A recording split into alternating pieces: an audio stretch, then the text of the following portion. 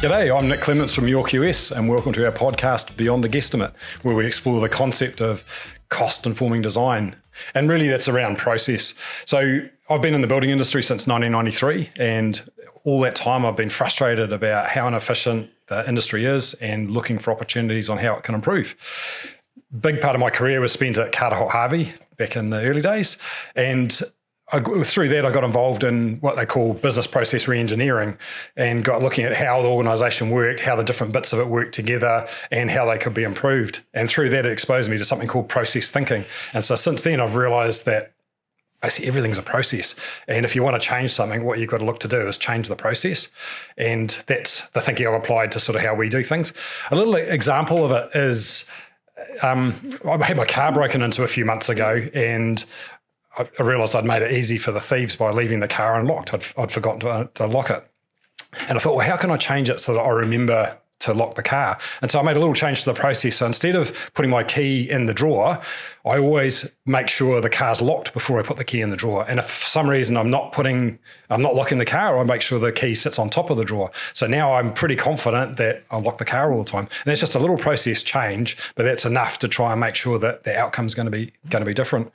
And a big part of process is and process reengineering or understanding processes is knowing which processes are important and which ones aren't and which ones to focus on. While that works pretty well inside your organisation, it's easy to get that knowledge to learn which ones matter inside your organisation. But when it's outside your organisation, it's a lot harder. And that's where my guest, Phil Dunbar from Market Knowledge comes in. His company's a market researcher. So what he does is helps people like me, organisations like mine, just understand things outside my organisation. So it might be customers, it might be suppliers or whatever. So Phil, welcome to Beyond the Guesstimate. Thank you very much. Wonderful to be here, Nick. So do you want to describe a little bit about what a market researcher is and what you do and sort of how you work? Market researcher. Okay, I find out the answer to questions that businesses and organisations can't find themselves when they're thinking about their market or their customer. That's basically it. You can do a Google search. Some call it research, but I call it a Google search to find out things. But fundamentally, I go to the customers or to the market and ask them the questions on behalf of the business and bring that insight back to them. So how did you get into the space? So what got your interest in it and what was your sort of background to where you ended up with your own business doing this? I got into this probably a similar time to yourself. Back in the early 90s. You didn't look that old. I know. It's hard to believe. I started early. I'd done a geography degree at Auckland University, was wondering what to do. And one evening, some ex-pupils came back. One of them was a market researcher, and I thought that sounded really, really interesting. So I made contact with him. He happened to have a role available, and I've been doing it ever since. Right, okay. Fundamentally, I sort of fell into it, love it, and have stayed. So have you always been self-employed or have you? No, I've worked for a small New Zealand company which then got eaten by a larger international company which got eaten by a global. And then about 15, 17 years ago, I went out on my own. Right. Okay, so you've been doing it on your own for a fair while now? For quite a while, yeah. So where do you see the role of the market researcher fits in that sort of marketing, I guess, process, the marketing timeline? Well, it's kind of, if your standard market and marketing, it looks into what you're trying to achieve with your marketing. If you think about, say, an advertising campaign, what we will often do is do a benchmark study, find out where you are. Where are you sitting currently? And then with some marketing, you're hoping to make some changes in the market or to the minds or to the attitudes of your potential customers. And then we'll come in partway through and maybe at the end and see, have you moved? What has moved? What stuck? What didn't? And then you have this ability to then readjust. So you can do this continuous process of doing some marketing or some work in the market, seeing what's happened, readjusting, and then going back and rechecking.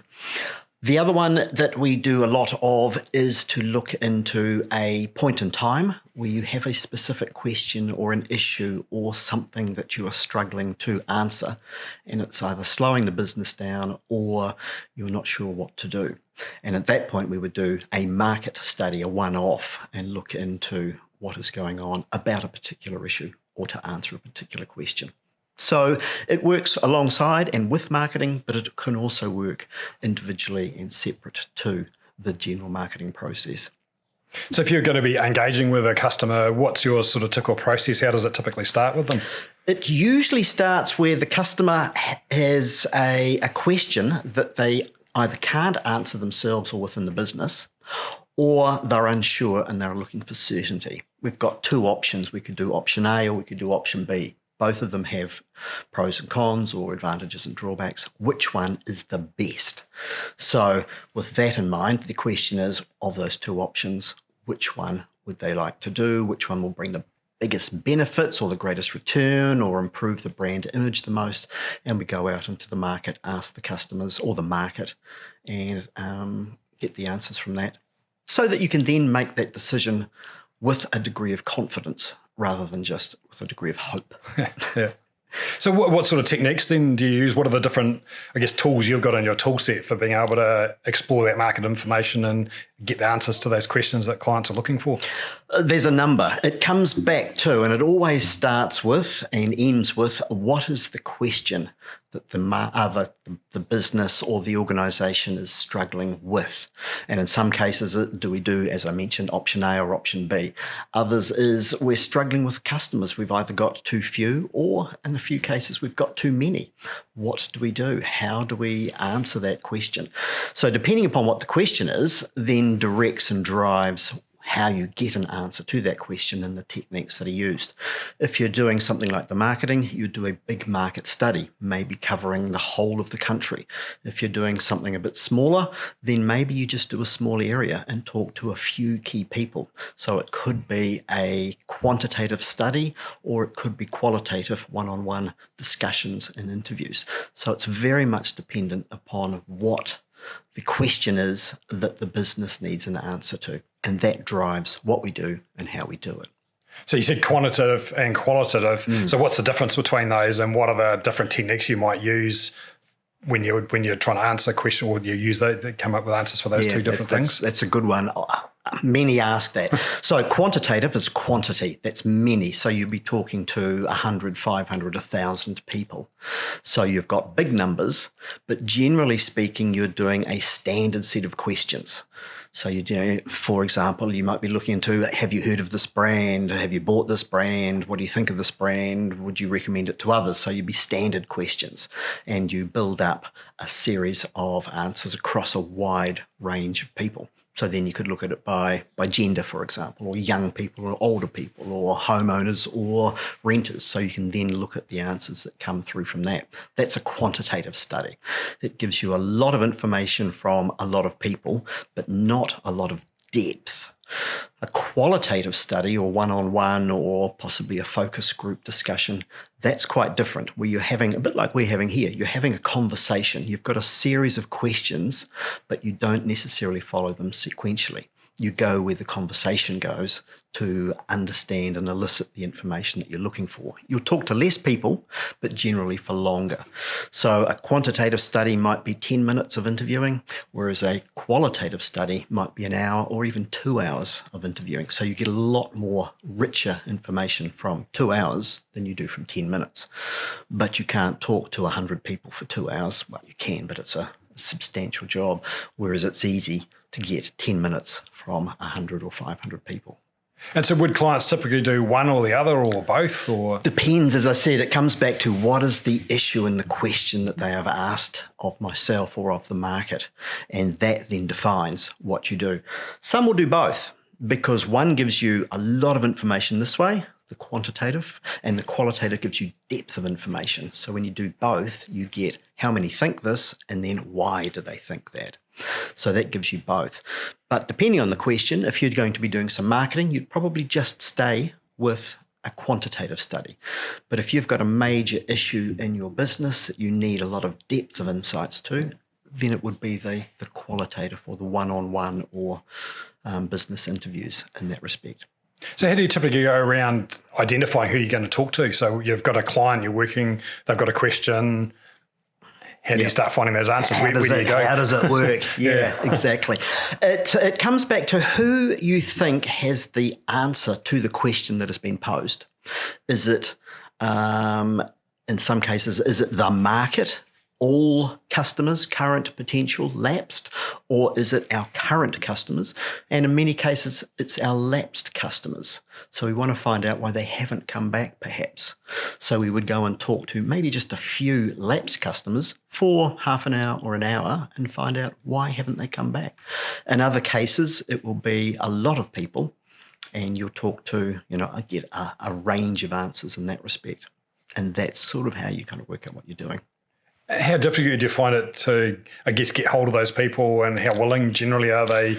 I guess a lot of what you're doing is what, business to business? Or a lot of it's business to business. And more often than not, the organisation or the business that I'm doing the work for will have access to their customers or their lapsed customers. So that's an easy introduction. So you can find them that way. There are quite a few businesses in the country who have panels. So they have people who are available for discussions, market research discussions. So you can find those business customers, but equally you can find general customers or the general market. So there's one panel has about 200,000 people on their database.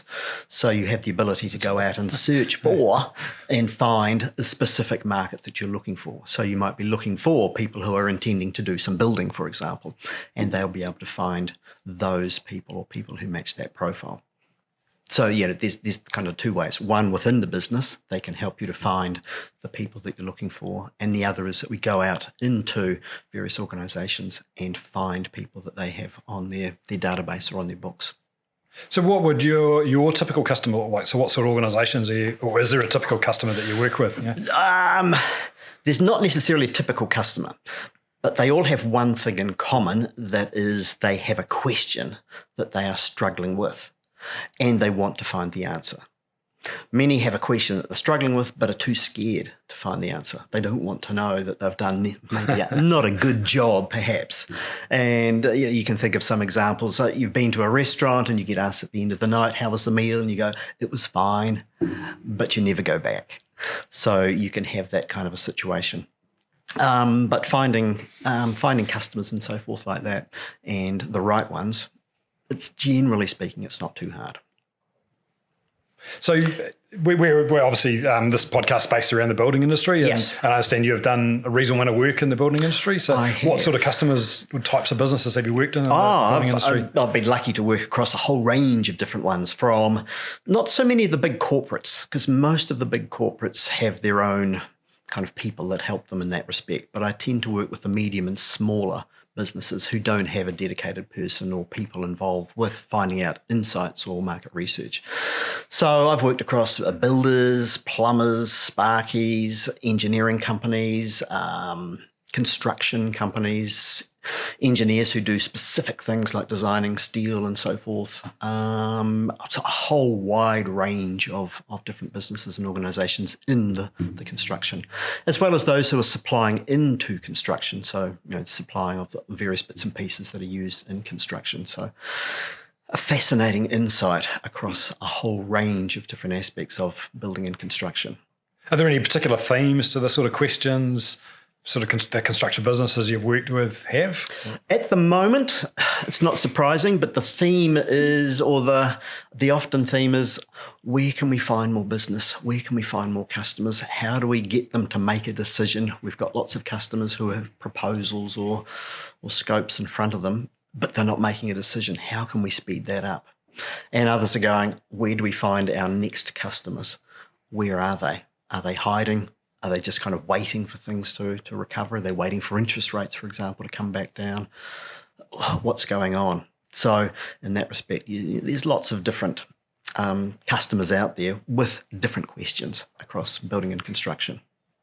So is there anything that jumps out at you from what you've done that might be interesting to people that you can share, I guess, because obviously you're getting engaged to do this for people, but is there any sort of interesting anecdotes or things that you've picked up?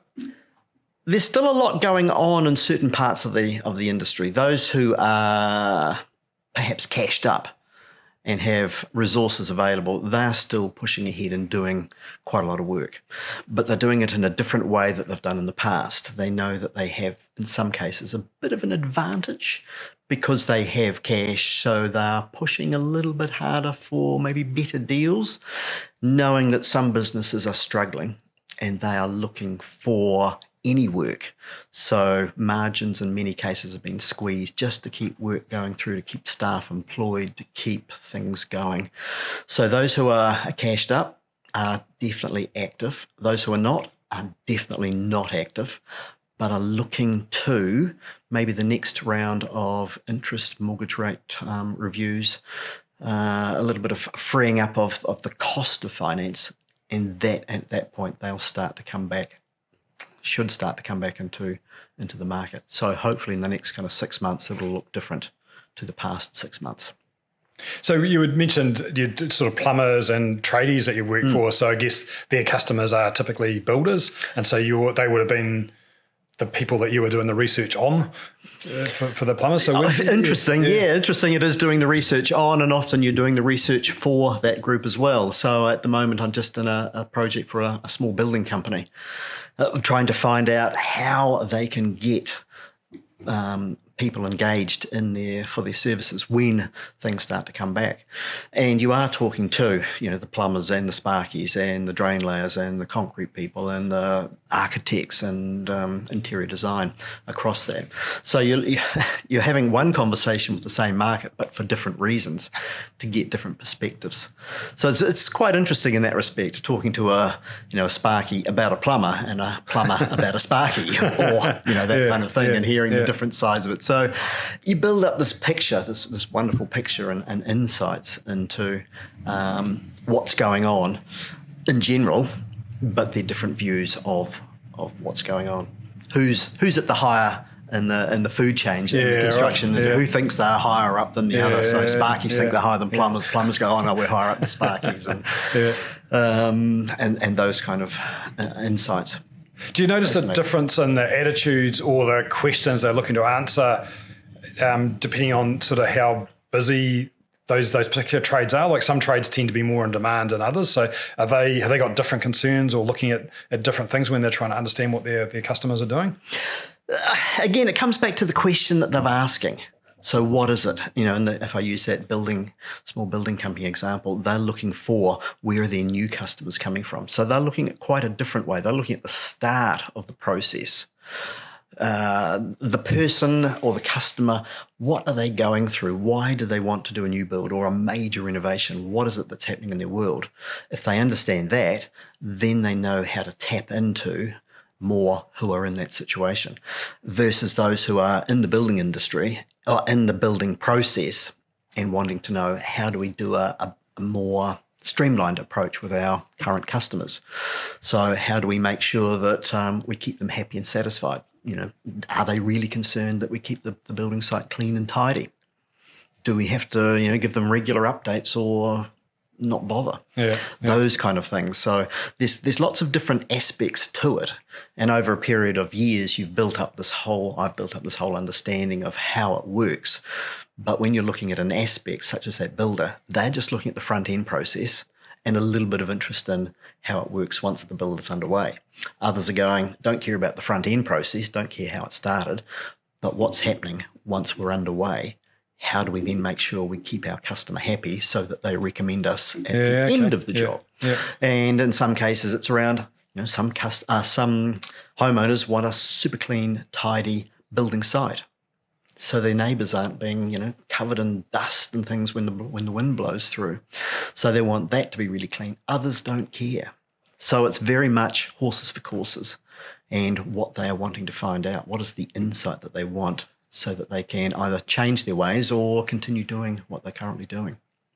So it must be quite challenging because that's quite a specific point in people's lives where they're thinking about developing or building and then looking at a decision-making process around that. So how do you identify that slice of people to be able to go and talk to them reliably? It's a bit of both. So in some cases, the business that I'm doing it for has some people who have engaged initially but haven't continued. They've got some preliminary plans done. They've put down a small deposit to get the first stages but haven't continued. So going and asking them, can I have 5 minutes, 10 minutes, an hour of your time? And in other cases, we go to these providers that I mentioned earlier where we go and buy people's time and say, find out who is in this particular market of about to build a new house or in the process of going to build a new house. And so those providers would have some sort of qualified list. Yeah. So you'd be able to say to them, I need this set of criteria. Exactly. They know people that roughly fit it. They may qualify them to make sure they do fit it. Yeah. So that when you're getting to them, you're getting the sort of people. You're getting the right people. Because if you get the wrong people, you get the right answers, but they're the wrong answers. Yeah. Or they're telling you what they imagine you want to hear. Yeah. But so it's very much, and again, if I use this building company example, they are looking only at people in central Auckland. Not south, not north, not anywhere in the country, because that's their target market, is like 15 k's of central Auckland. That's what they are wanting, to understand that particular person. And that person is different to somebody who lives in Wellington or Christchurch. So they're wanting to understand that. So they have some access to, and then a bit of networking goes on to try and find who do you know, et cetera, et cetera. Yeah. So you can find them. And so they're looking to understand the decision-making process that the clients within there, what's quite a relatively narrow target, what sort of things are important to them so that they can then refine their sales process or marketing processes or quoting processes or whatever to meet those requirements. Is that the sort of thing? Yeah, I mean, they've gone, once they started thinking about it, and I asked a few questions, then it got bigger and bigger and bigger, down to, the logo. Is the logo, what does the logo say about us? Does it say the right things to the people that we want to engage with? And in some cases, absolutely, but in other cases, no. So it's polarizing. So we're going to have to do something about the logo. What does the website show? Are the images right? Is the layout right? Do you find what you're looking for on the website that makes it engaging such that you want to hit that button at the bottom to make an inquiry or to make a phone call? For some of the people that I've spoken to have said, no, it doesn't. It doesn't engage me at all. It's the wrong images. It's showing the wrong pictures. It's showing the wrong houses. That's not the kind of house I want to build. Whereas others are going, absolutely, that's perfect. So there needs to be a refinement in that particular example to have two kinds of house, say an old villa and a brand spanking new, very clean, crisp design. Then it will appeal to both. But currently it only appeals to one group and it turns the other group off. So there's some learnings for that particular building company. And so what you're saying is it can be something quite small, actually tips the decision making one way or the other? For people, again, in the building residential, for example, they've got ideas. They've driven around, they've seen things, I like that, I don't like that, and then they want to replicate that when they're looking online to see who provides that service or who can we engage to do that. And if they're looking at the images online and not seeing what they want to, they skip past and go to the next one and to the next one until they find images and style and design that fits what they're looking for. So in that case, it's proved to be a very important piece of insight, which we really were only going to touch on. But actually, at the very beginning of the process, when you're just thinking about, let's do a major renovation. How do we do it? Let's go online and see who does major renovations. A very simple search and see what comes up, have a look, do the images, does the layout, do I get the right vibe off this website? If I don't, I'm on to the next one because there's plenty to choose from. Yeah. So it's how do you kind of resonate, and that's a kind of a byproduct, but has proved to be a really important insight into, in this case, for this particular market, a really important insight for this particular business. It's really interesting.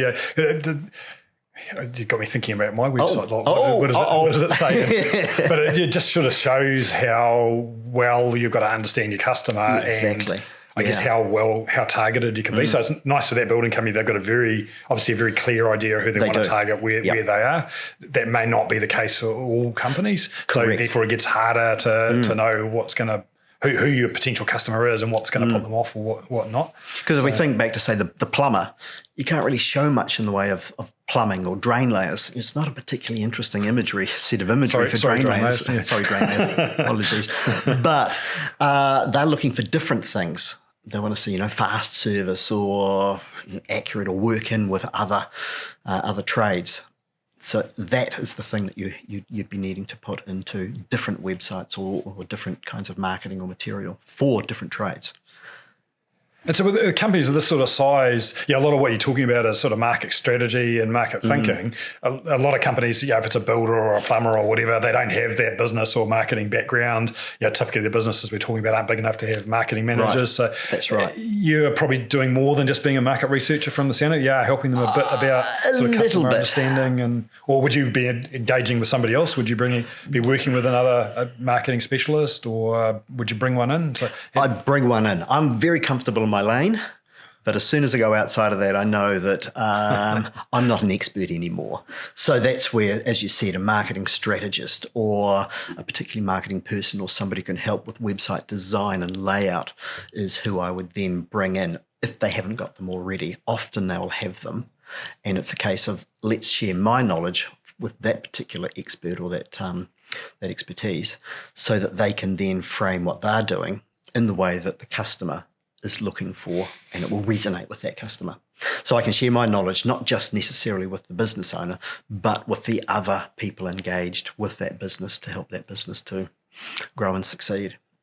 And so like with us, we work with typically residential builders all around the country, but we also do a lot of work with designers and a little bit with homeowners. So how, if we're talking about sort of our marketing output and sort of the view of people have of our business from the outside, how do you address sort of what potentially are quite disparate needs?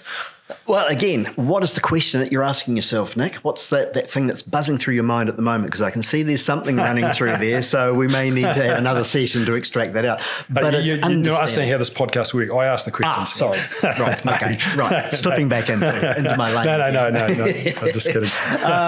But it's understanding, if you're wanting to engage with homeowners, what do homeowners want to see? If you're wanting to engage with particular architects, what do they want to see that would then pique their interest such that they would then give you a call or maybe fill in an inquiry on the website? Is there certain things that they want to see? Is it just QS, or is it QS residential, or is it QS residential and commercial? And that's the insights that we can bring, which then you can refine to get your website or your marketing or your promotional material to fit that particular need. Yeah, it scares me a little bit. Just how precise it needs to be effective. And like we built our website and we've stuck the stuff on it that we think people want to see, and it seems to work. And we get a lot of our businesses through referrals. So the marketing and the website stuff probably just tend to support that as opposed to driving it, but. Yeah, it sort of shows that I probably need to put a bit more thought into it myself and just sort of see what we can what we can improve. Yeah. But it's very interesting because again, if you can define what you need, is it a more from the architectural area, then perhaps there's a separate page for architects, and therefore you can address what architects are looking for, which is very different to what homeowners are going to be looking for. So perhaps there's a landing page which then breaks into one group or the other, and then you can tailor it specifically.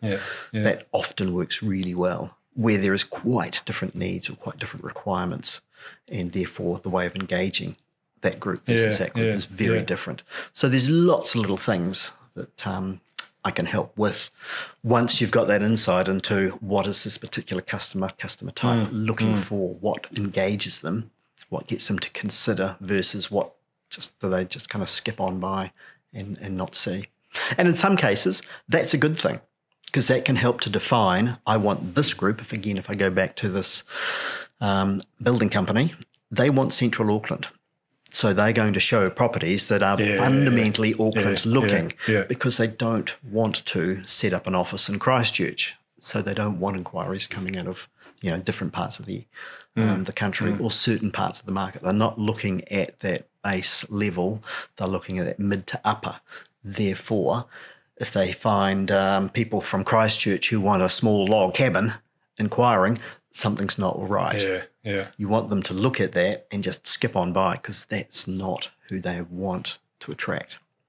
Yeah, I know exactly what you mean there. Like every time we get a new customer, I go and look at their website and often because we want to grab their logo and put it into our system and grab a bit of information about them to load it into our system so that it comes out on our reports. But I often look to see, well, because quite often they don't even say where they are. They just send email through and it's got a phone number or whatever. And you think, well, where are these guys based? And you can't even tell off the website. And while some builders are national, there's not really, mostly they work within a local region. So to me, it should be important that they have where they work because potentially they're wasting their time and people's time and they're either not engaging because they couldn't confirm that they were from their area, so they didn't bother. They found somebody that was from their area, or they did engage and it was a waste of time because they were miles away.